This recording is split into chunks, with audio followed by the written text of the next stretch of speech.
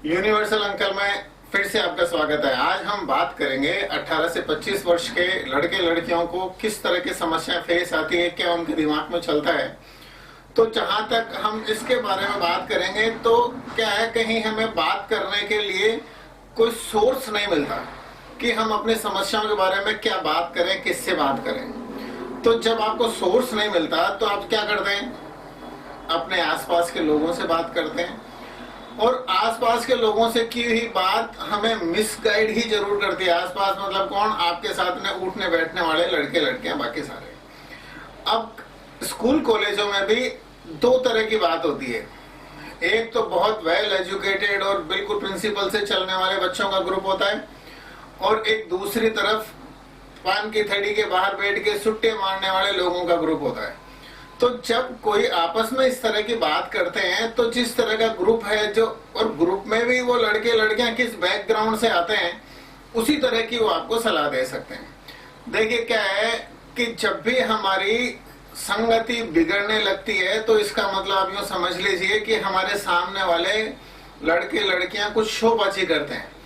कोई बड़ा बढ़िया सा मोबाइल, महंगा मोबाइल लेके आते हैं, या महंगी बाइक लेके आते हैं, या महंगा चश्मा लेके आते हैं, या महंगा कुछ बैग लेके आते हैं।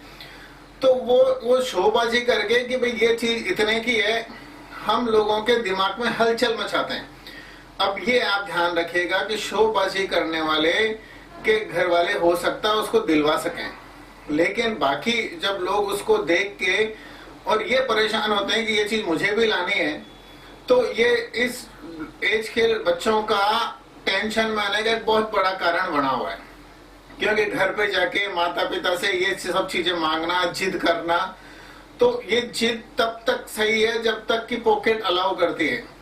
कई बार किसी के माता पिता 5 लाख रुपए महीने के कमाने वाले हैं, बिजनेसमैन है, लेकिन किसी के 30-40 हजार रुपए से काम चला रहे हैं, लेकिन वो उसको पढ़ा रहे बड़े स्कूल में, इंग्लिश स्कूल में इसलिए पढ़ा रहे हैं ताकि उसका जीवन आगे जाए। लेकिन पढ़ने की बजाय यदि हम शोबाजी के अंदर चले जाएंगे तो बहुत बड़ी मुश्किल हो जाएगी, घर वालों को भी बहुत बड़ी समस्या क्रिएट होने लग जाएगी।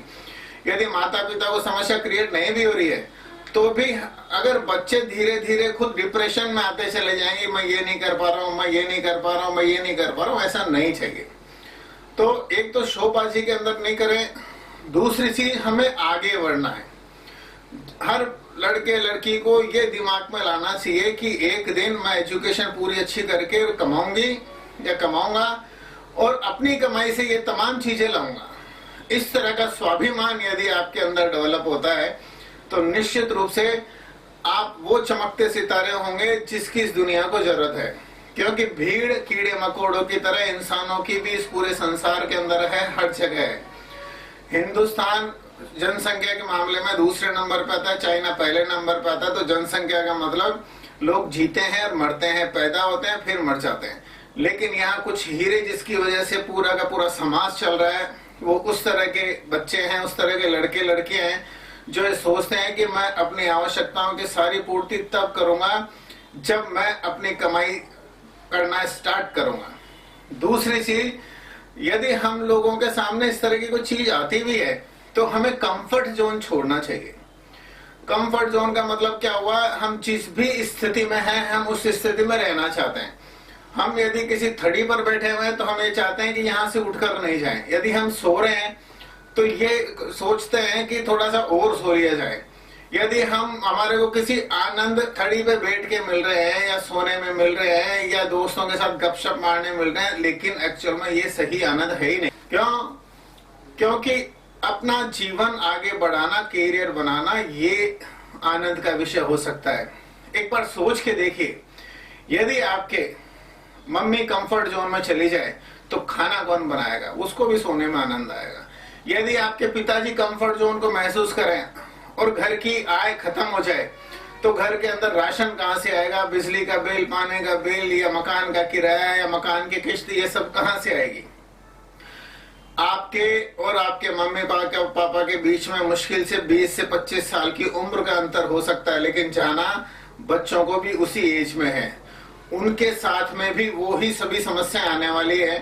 तो यदि माता पिता आपके कंफर्ट जोन छोड़ चुके हैं तो आज आप अपना एजुकेशन के समय में अपना कंफर्ट जोन छोड़ें, लर्निंग के विषय में कंफर्ट जोन छोड़ें।